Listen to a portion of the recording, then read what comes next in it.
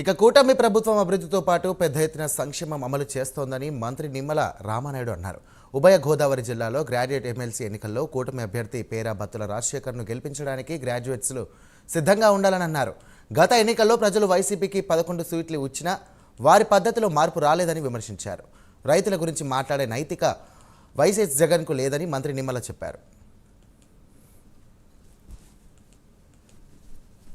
2019 పాదయాత్రలో ఒక్క ఛాన్స్ అని ఆ రోజు మరి అధికారంలోకి వచ్చిన వ్యక్తి 5 సంవత్సరాలు తాడేపల్లి రాజప్రసాదం వదిలి బయటికి రానిటువంటి వ్యక్తి, ప్యాలెస్ లోనే గడిపినటువంటి వ్యక్తి, పరదాల మాటున బ్యారికేడ్ల చాటున 144 సెక్షన్లు, 30 యాక్ట్లు, హౌస్ అరెస్టులు, వీటి మధ్య పరిపాలన సాగించినటువంటి వ్యక్తి మరి ఈరోజు అధికారం పోగానే ఈవేళ ప్రజలు గుర్తుకొచ్చినట్లుగా ఏదైతే రోడ్డు మీదకి వస్తూ ఉన్నారో ఈవేళ ప్రజలు కూడా అన్ని గమనిస్తున్నటువంటి పరిస్థితి.